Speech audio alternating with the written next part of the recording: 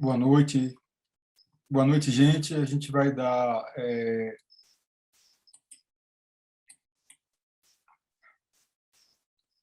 nós vamos dar continuidade às nossas aulas, né? Essa é a nossa terceira aula e nós vamos falar hoje sobre o tema composição, né? A nossa terceira aula, nós vamos abordar a questão da composição. Então, eu vou puxar a aula aqui, compartilhar a tela com vocês. Só um instante. Compartilhamento. Aqui não. Vamos lá.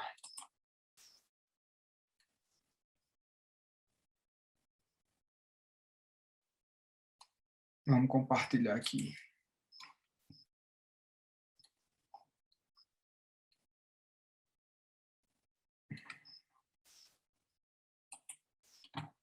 Ok. Vamos abrir a aula sobre composição.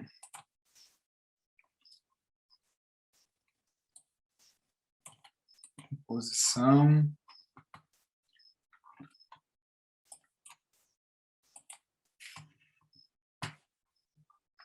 Apresentação de slide.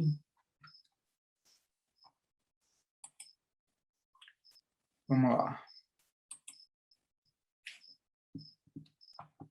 Então, gente, nós vamos falar sobre a questão da composição na fotografia e no audiovisual, né? Basicamente, o mesmo princípio. Então, nós vamos começar a aula hoje apresentando o que é a composição. Vamos lá?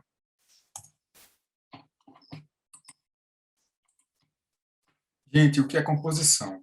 Bom, composição em fotografia, o termo composição se refere ao ato de organizar na tela da câmera os elementos visuais do tema que você pretende fotografar, incluindo o principal, o periférico e elementos de fundo. O processo envolvido na composição da imagem é a base para a criação de uma cena e, como tal, depende da sensibilidade do fotógrafo ou de quem está operando a câmera. Então, gente, a questão da composição, o próprio nome já explica, né, é autoexplicativo. A gente vai compor um quadro, nós vamos escolher os elementos que vão estar compondo a fotografia. Digamos que o verbo escolher é bem adequado à questão da formação, da composição do elemento que está enquadrado ali.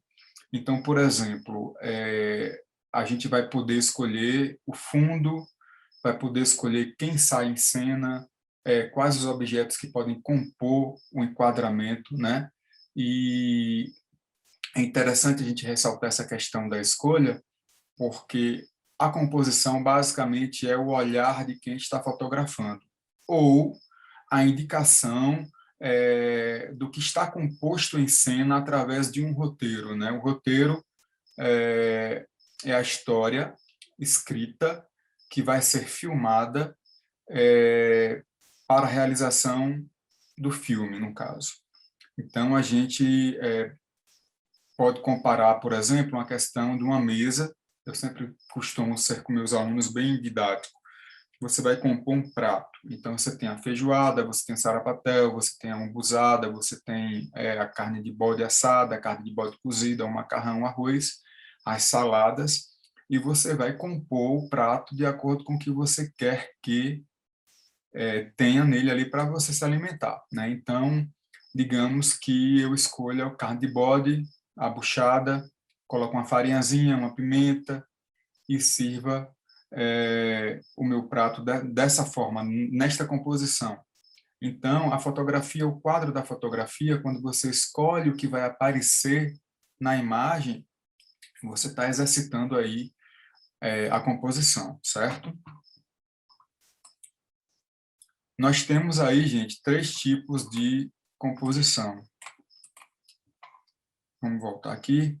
Nós temos a composição usando a proporção áurea. Nós temos a composição usando as regras das metades. e nós temos a composição usando as regras dos terços, né? Na verdade, são três regras que você foca em pontos específicos da tela, o elemento principal que você quer escolher para compor a sua fotografia. Nesse caso aqui, por exemplo, a composição usando a proporção áurea, você tem um elemento principal, que é a cabeça do ganso aí, que fica à direita, acima, num quadrado específico. Se você for dividir o quadro todo, ele ocupa uma porção menor, mais importante, que é a questão do olhar do ganso, né? Então, o foco todo da gente vai para daquele lado esquerdo, ou perdão, direito superior, né? Quem tiver mais curiosidade sobre a questão da composição usando a proporção áurea, vai no Google e bota a composição de proporção áurea, e você vai ver a disposição dos elementos no quadro. A gente vai ver daqui a pouco também, eu vou mostrar para nós aqui.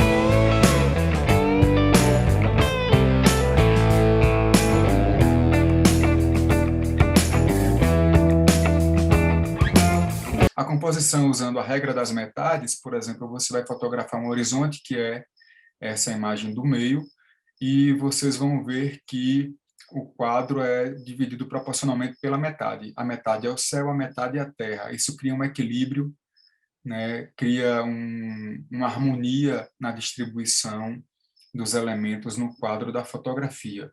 E nós temos a composição aí, a última das três, que é a regra dos terços. A regra dos terços, você divide a tela em três e você vai dar ênfase você vai dividir de acordo com os elementos que estão nessas linhas. Por exemplo, a parte superior, a primeira parte, a parte do meio tem a grama, e a parte de baixo aqui, se não me engano, a foto não está bem legível, mas deve ser água. Então, você divide aí em três elementos o espaço da fotografia, certo? Bom,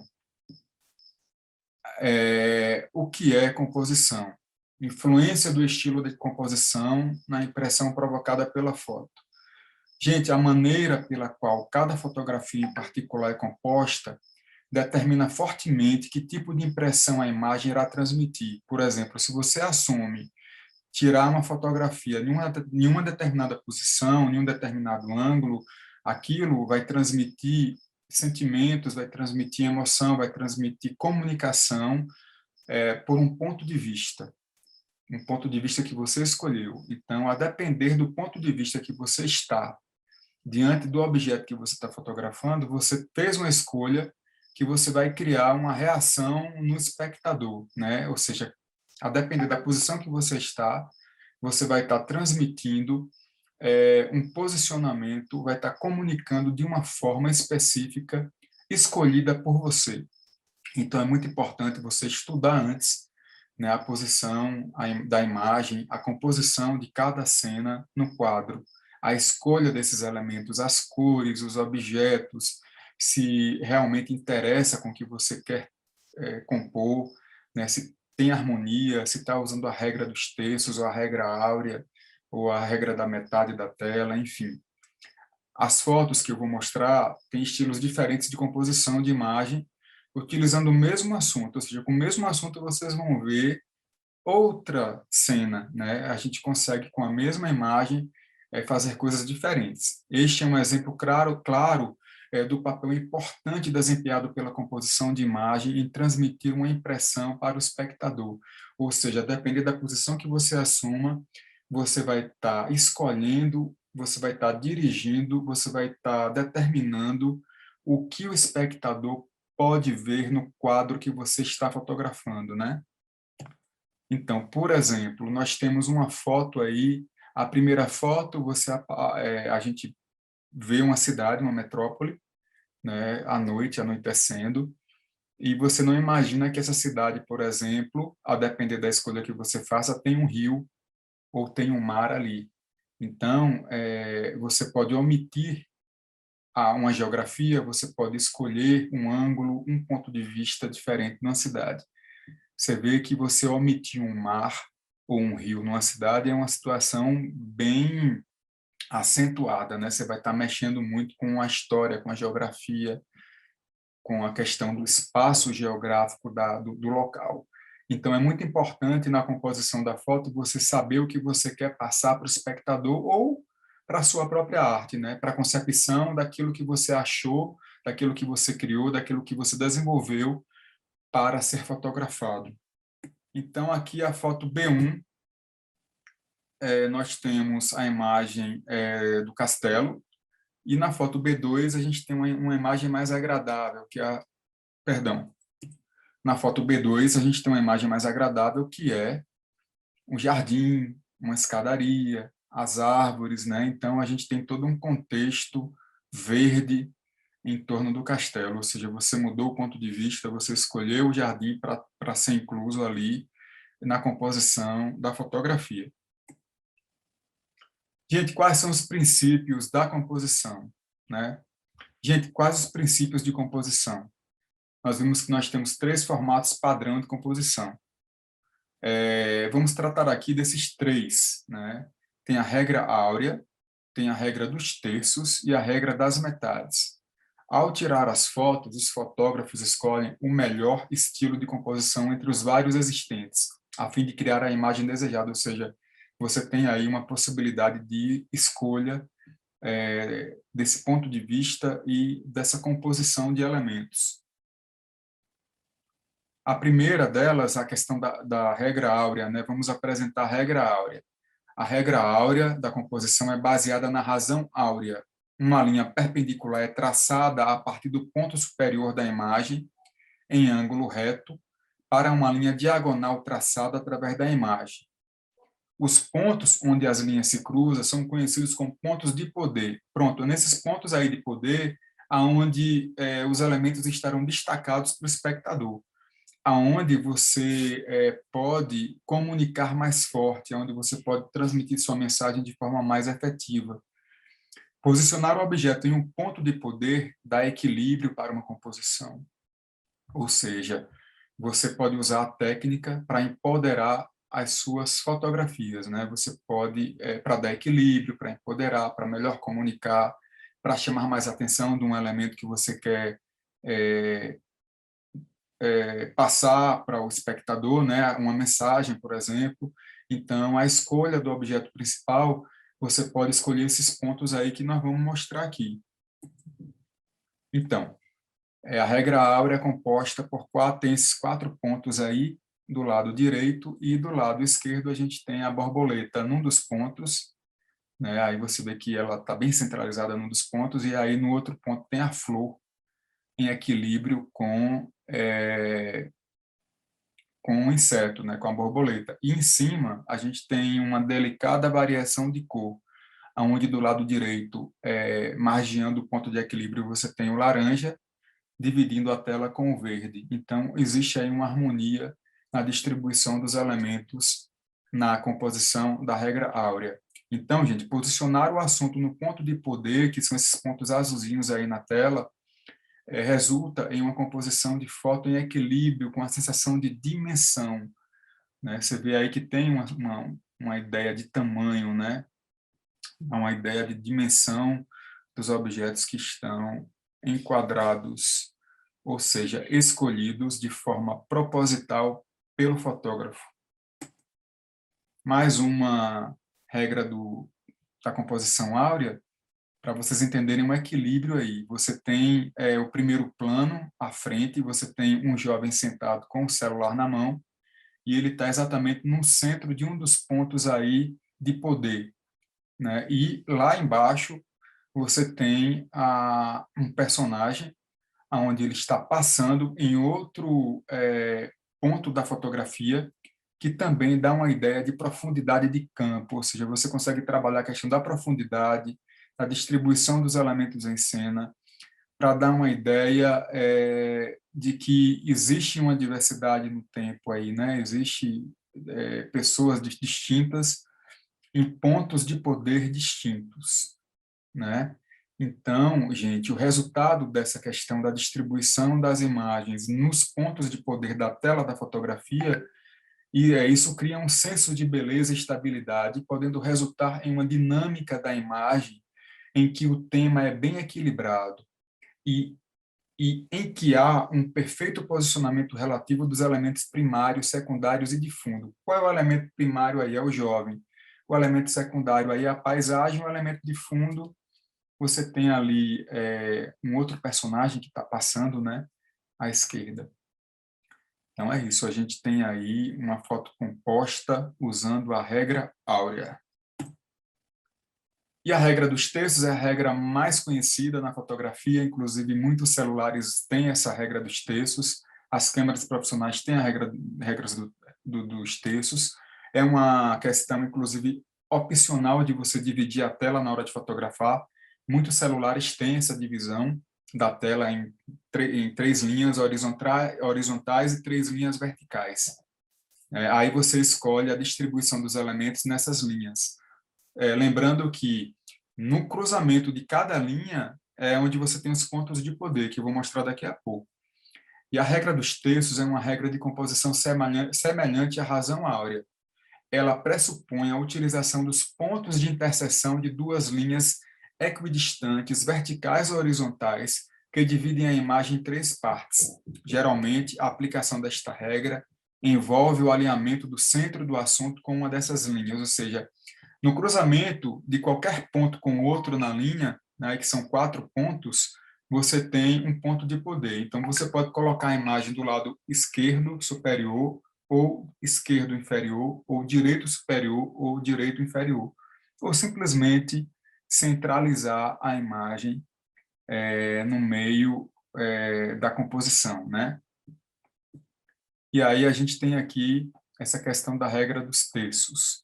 Você tem a imagem dividida em 3, e você tem, por exemplo, na vertical, uma torre de uma catedral gótica que ocupa o centro da tela, ou seja, ela está bem centralizada, ganhando destaque aí.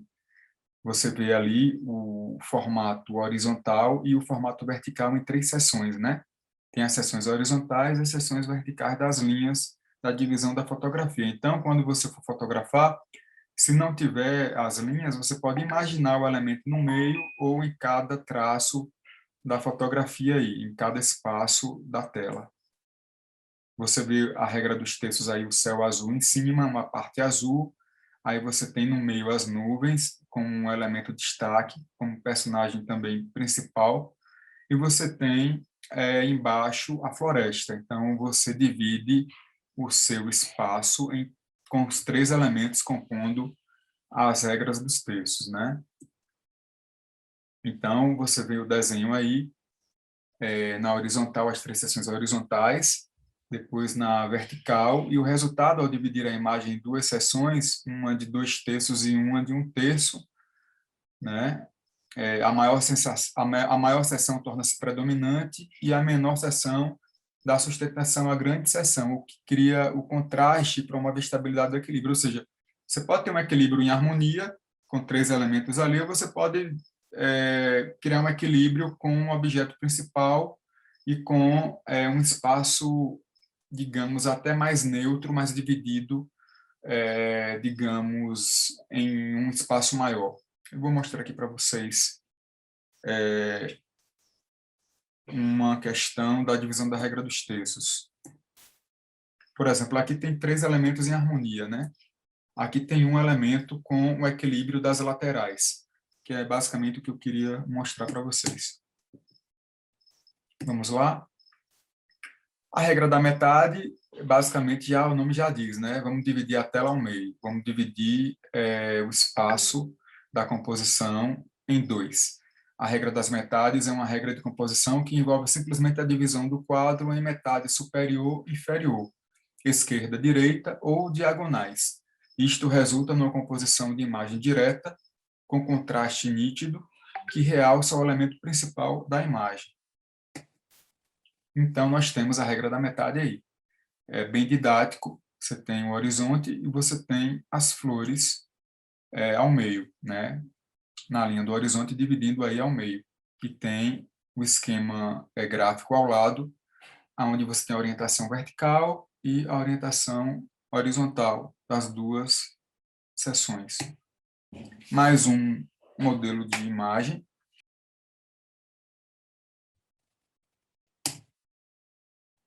Opa, vamos lá.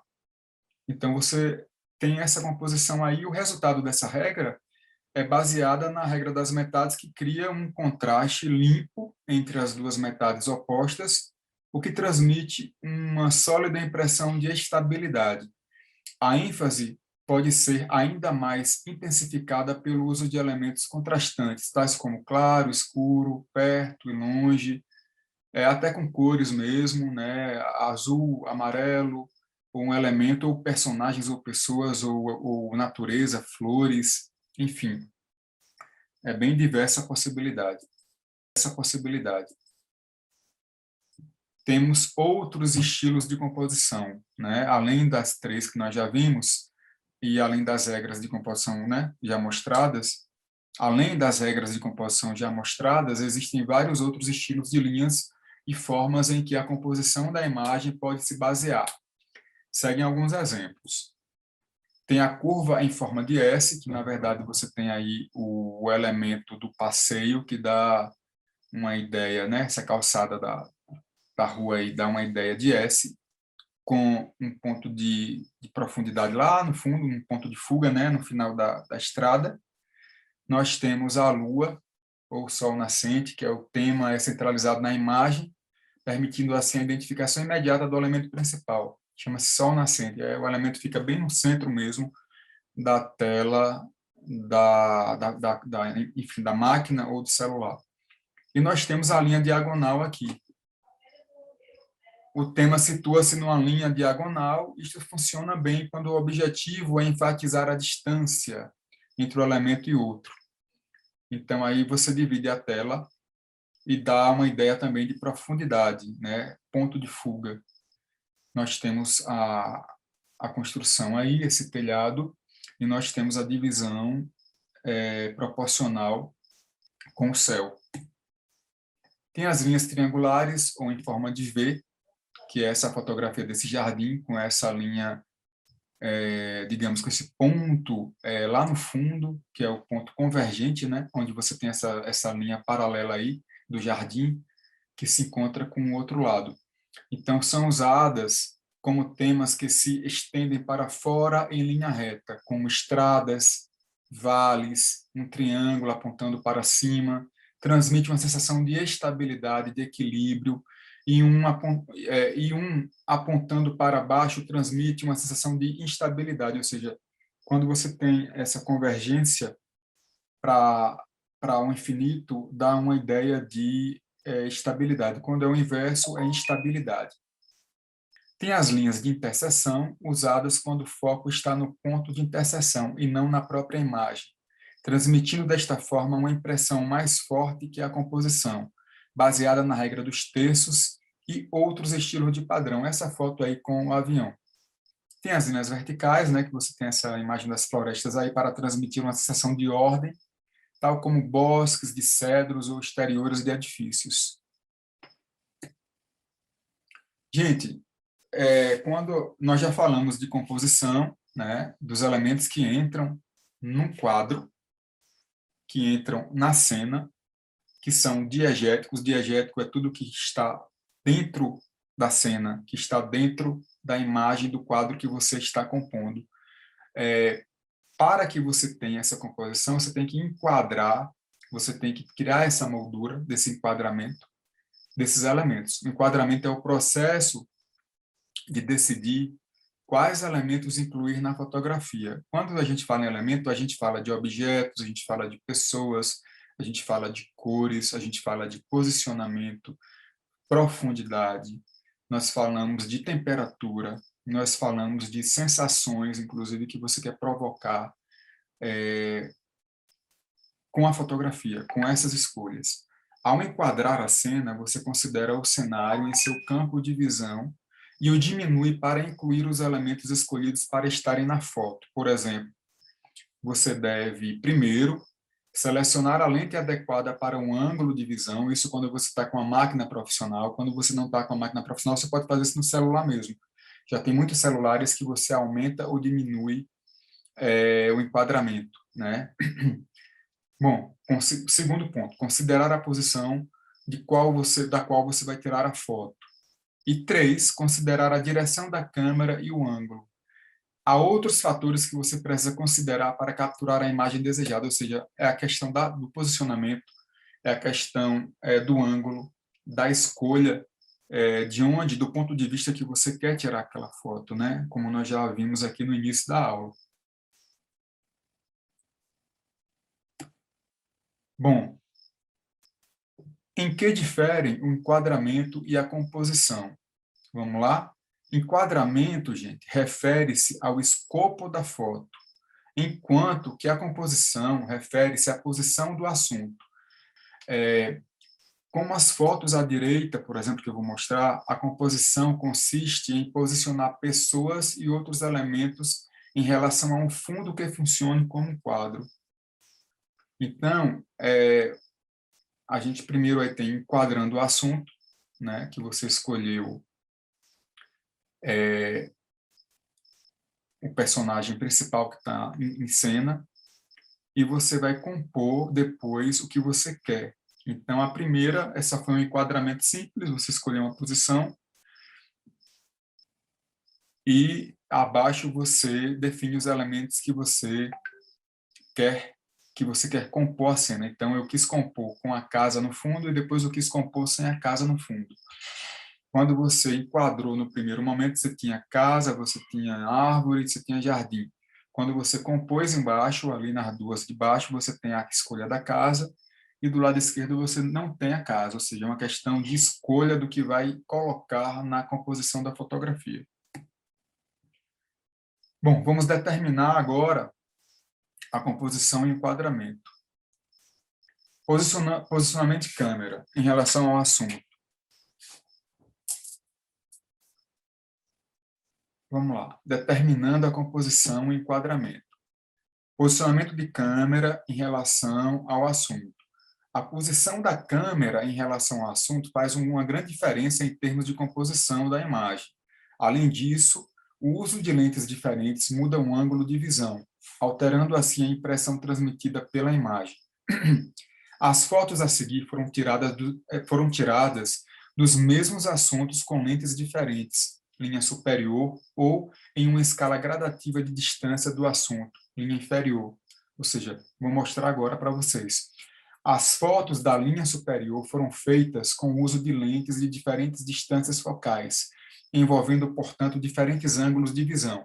As fotos da linha inferior foram tiradas com lentes de igual distância focal, mas a partir de distâncias progressivamente menores em relação ao assunto.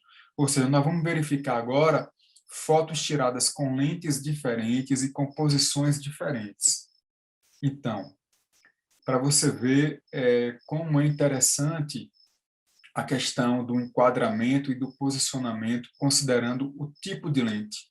Então, a 16 milímetros aí, ela consegue ter uma abertura de imagem maior, né, que você consegue visualizar o céu, consegue visualizar a rua. Já a 35 já é mais fechada, você consegue visualizar apenas a construção, né?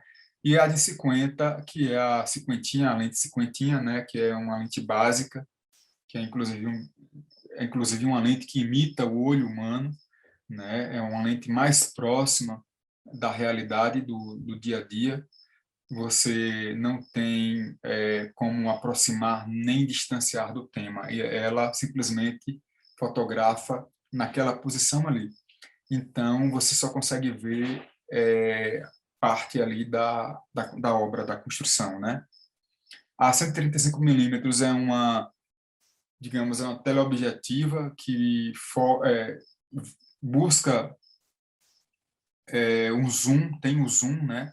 Que aproxima bastante.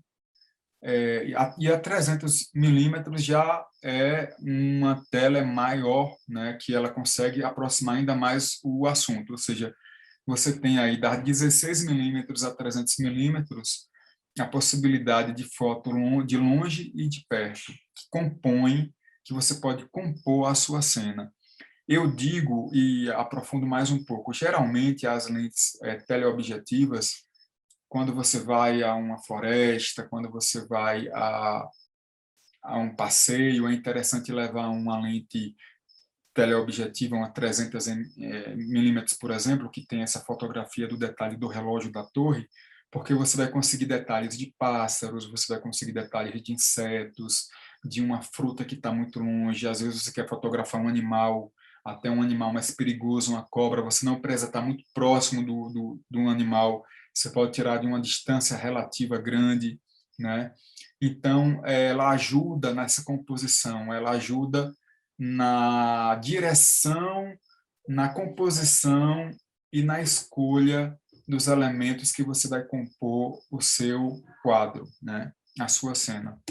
A gente tem outro exemplo aqui de lentes diferentes com o mesmo objeto, com posições diferentes de distanciamento diante do objeto fotografado, né? Nós temos aí a primeira foto a meio metro do assunto, nós temos a foto do meio a 1,5 metro do assunto, e nós temos a terceira foto do lado direito a 3 metros do assunto, e aí você tem uma questão de posicionamento para você fazer o enquadramento, né, do objeto principal ou do personagem principal, que é essa figura que está aí, essa japonesinha. Japonesa, é. E aí embaixo temos a 4 metros do assunto e a 5 metros do assunto, mas assim, o assunto continua posicionado do mesmo jeito, da mesma forma, na mesma estrutura de composição por conta da lente, mas a posição do corpo ela está alterada. Ela está mais próxima ou mais longe. O que aproxima do assunto é a lente, é a variação de lente. Bom, a distância em relação ao assunto e os closes. Imagens completamente diferentes são obtidas dependendo da distância entre a câmera e o assunto, mesmo quando o assunto a ser fotografado é o mesmo. Desta forma, quando o elemento principal é visto de uma maneira diferente, uma impressão significativamente distinta é transmitida. Fotos em close-up, tiradas com uma lente macro, em particular, geram diferenças significativas. Cada uma das 4 fotografias abaixo são do mesmo assunto. Fotos em close-up, feitos com uma lente macro, oferecem vislumbre de um sutil mundo em miniatura não visível a olho nu. Então, essa foto em fotografia macro, com a lente macro, com uma posição muito próxima de um determinado tema, que eu vou mostrar, dar detalhes, enriquece o assunto, cria uma curiosidade no espectador, ou seja, ela é um close, ela é uma aproximação máxima do tema. Por exemplo, a gente tem a flor, pequenas flores sobre uma mesa, que é o tema do close, e você vai dando close, dando close, dando close, até aparecer o pólen da flor, até você viajar nesse universo profundo que é a questão da flor, que você tem aí essa questão do pólen, que a abelha vai, pousa e fecunda outra flor, que leva o pólen, que é aquela questão científica da multiplicação das flores, né? E também da coleta do mel, né? Para fazer o mel, no caso. Então, a gente tem um exemplo aí da natureza em relação à questão do posicionamento para o enquadramento. O que é ângulo de câmera? Um ângulo de câmera pode ser dividido em 3 categorias. O ângulo baixo, que é do nível dos olhos, e alto.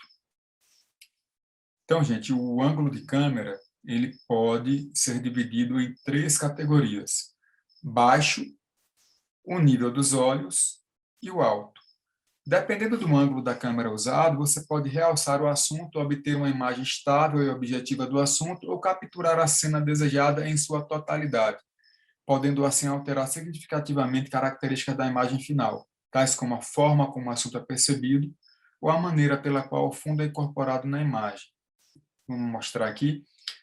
Antes de eu mostrar a questão aí do ângulo, isso também passa uma sensação diferente, a depender do ângulo que você escolha de mostrar o objeto, você define uma sensação do espectador, de quem vai ver aquela cena. Você pode ter, por exemplo, você pode criar uma questão de opressão se você colocar a câmera de cima para baixo e mostrar o objeto, tipo, digamos, eu quero olhar alguém de cima para baixo, então eu tiro uma foto, coloco a câmera aqui atrás de mim e tiro uma foto do meu ponto de vista alto e a foto de uma pessoa mais abaixo. Então, isso cria uma sensação de opressão, de poder, né? Então, você consegue compor uma cena, digamos, e dando sentido através da posição de câmera. Por exemplo, aqui você tem uma câmera no nível dos olhos, a do lado direito, está no mesmo nível do olho. Quando você quer dar uma imagem, quando você quer compor uma imagem equilibrada, justa, uma imagem olho a olho, de forma direta, digamos que é no nível do olho, né? Você chega até a posição, por exemplo, você vai fazer uma foto de uma criança. Você não vai tirar uma foto da criança de cima para baixo ou de baixo para cima, você vai no nível da criança, você tem que se abaixar e tirar aquela foto ali. É bem interessante porque há um respeito a quem está sendo fotografado. Você não vai estar mostrando uma criança menor, uma criança maior, uma criança oprimida, uma criança com poder. Você está no nível da criança ou no nível do personagem que você quer fotografar, né? E o ângulo para baixo que eu falei, aí você está sendo, digamos, quem está olhando para a foto, a pessoa está olhando de cima para você. Você tem aí trabalhando a questão da profundidade, do impacto, a distância, a imponência, a estabilidade, a uniformidade, o nivelamento. Então, quando está no mesmo nível do olho, você tem estabilidade, você tem uniformidade, você tem nivelamento e tem naturalidade. Quando você está abaixo, você dá uma profundidade, você dá um impacto, uma distância, uma imponência, né? Ou seja, você muda o sentido. É o sentido da composição. Através do ângulo, você também dá sentido à imagem, não só cor, nem só elementos que estão enquadrados, mas o posicionamento a escolha do ângulo da fotografia é muito importante. E aí, gente, é o que eu falei, o plongé e o contra-plongé. O plongé é de cima para baixo, como se você estivesse olhando o personagem de cima para baixo, e o contra-plongé de baixo para cima. Aí você trabalha o espaço, a estabilidade, a explicativa e a distância. Fotos tiradas de um nível mais elevado do que o assunto dão ao espectador uma sensação de amplo alcance da perspectiva a partir de cima, ou uma ideia de domínio sobre o que está sendo mostrado, uma ideia de poder, uma ideia de dominação daquilo que você está mostrando, né? E aí a gente tem essa questão dos planos, né? Da composição de cada plano. O que a gente está tratando agora, gente, nada mais é do que o plano que que nós vamos estudar ainda sobre a questão da linguagem audiovisual, vai ter uma aula sobre isso. O plano é uma unidade mínima de uma cena, né? Então você tem planos diferentes que compõem depois uma cena, um conjunto delas, né? E a gente tem aí, por exemplo, plongé contra plongé e agora o plano geral. O plano geral é quando você abre a câmera e fotografa a paisagem, o contexto inteiro, aquele universo grande, um universo onde tudo se apresenta ali no quadro. Aí você tem aqui do meu lado, se for considerar a regra dos terços, você tem a divisão aí em 3 partes, né? Você tem o meio, você tem a parte de baixo, onde tem o vale, tem o céu em cima, e num dos pontos de interseção, do lado direito inferior, a gente tem o cavalo com uma pessoa montada e a pessoa está vestida de vermelho. Então, isso tudo foi escolha de direção de cena, né? O vermelho ali não está à toa. Todos esses elementos foram enquadrados para criar uma sensação de dimensão, de universo, de contexto, de infinito. É por isso que o plano geral existe, para mostrar essa dimensão grande do cenário. E aí a gente tem o plano americano, né, que por que esse plano americano? Antigamente, nos filmes americanos, né, existiam os cowboys, e os cowboys usavam... Qual era o elemento principal dos filmes de cowboy nos ranchos? Eram as cartucheiras que ficavam abaixo um pouco da cintura, os revólveres, né? Então, o plano americano ele fica da cintura, um pouquinho pegando a parte da perna para mostrar as armas para cima. E aí vem o nome do plano americano por conta dessa questão aí, dessa referência no cinema. O plano médio, esse plano, até coloquei essa homenagem à nossa querida Marielle Franco. Nosso plano médio é da cintura para cima, já não mostra mais a parte inferior. Então, é um plano que tem uma comunicação direta, né? Uma comunicação de bancada de jornal, inclusive, né? Você vê muito esse plano médio, e plano médio e primeiro plano, você vê muito na questão da comunicação. E aí tem o primeiro plano geralmente é usado quando você escolhe mostrar algo em primeiro plano, para mostrar, para se comunicar de uma forma direta, para se comunicar de uma forma de olho a olho, passar emoção, passar informação de forma clara, né? É um plano muito utilizado, tanto no cinema como na fotografia. E o primeiríssimo plano, que é o plano, digamos, que mostra a emoção também, né? Que você mostra o sorriso, que você mostra o olhar, o brilho do olho. É bem interessante. E o plano detalhe é o plano mínimo, que você pega o detalhe ali da boca, da mão, do dedo, de um relógio, de uma caneta, um elemento que vai para a cena que você quer realçar. Basicamente, é o detalhe mesmo, é um plano que você desenha, que você compõe num quadro fotográfico que você escolhe para que você mostre o detalhe mesmo do objeto ou referente à cena, para que o espectador tenha um entendimento do que você quer mostrar. Aí eu trouxe uma imagem, né, uma imagem de produto para que a gente possa mostrar a composição, né? Então você tem ali uma composição interessante que tem o café, você tem uma bruazinha, uma bolachinha, aí você tem um chocolate, tem a colher, você tem um pires, né? Aí você compôs, inclusive com as cores, né? Para o marrom e para o caramelo. Então foi uma escolha mesmo proposital aí de quem definiu essa composição. Aqui eu já trago uma outra escolha, que é um plano, primeiríssimo plano, plano detalhe, que é o close, né? Da laranja, da tangerina, onde você vê, inclusive, chega a ver os poros da tangerina, o detalhezinho, né?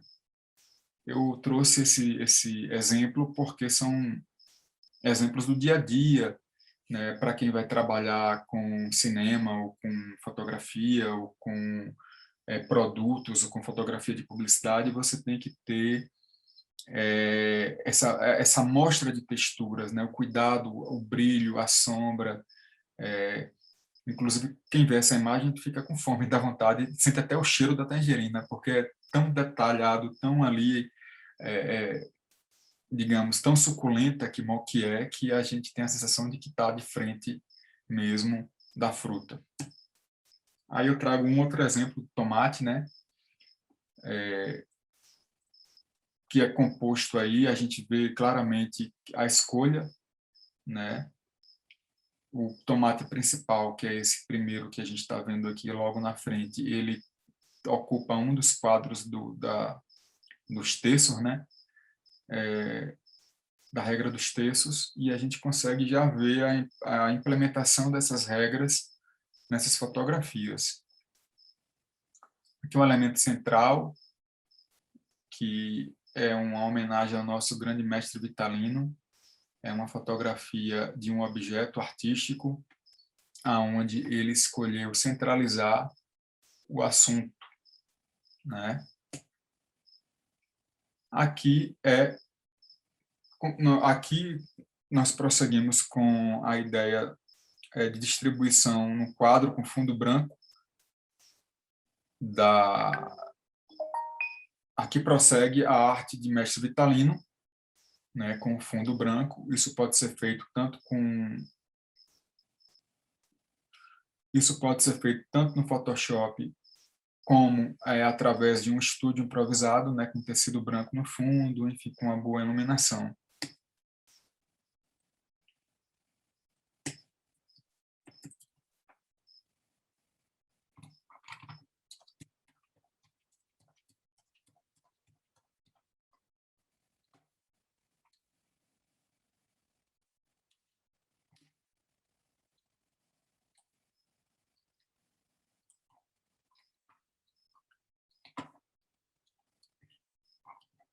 E aí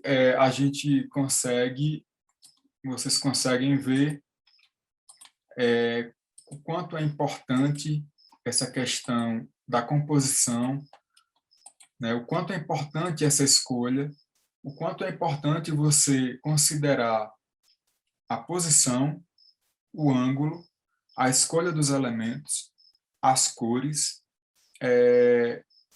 e como você pode brincar com essas escolhas, né? Esses pontos de vistas, essa seleção. O nosso olho, ele seleciona o que quer. A gente também tem que buscar, às vezes não, sempre, quando se trabalha com roteiro, você tem que seguir a direção que é proposta ali no roteiro. Se por acaso você tem uma outra ideia, isso não impede que você faça a composição do quadro da cena diferente do que o diretor sugere. Mas isso daí você tem que ter um diálogo com o diretor para chegar a um denominador comum. Muitos diretores permitem, né, muitos diretores, inclusive, dão uma total liberdade para essa escolha. Essa questão da escolha, ela é interessante, né, porque muitos filmes existe uma profissão chamada direção de fotografia, aonde você propõe essa composição, onde você constrói essa composição, e alguns diretores eles trabalham em conjunto com o diretor do filme, né? É isso. Então, gente, essa foi nossa aula sobre composição, né? Nós vamos dar continuidade a essas aulas, e a próxima aula nós vamos falar sobre linguagem audiovisual, né? Nós vamos aprender a cartilha, o ABC desses planos, o quão eles são importantes na construção da narrativa, certo? Então, até a próxima aula.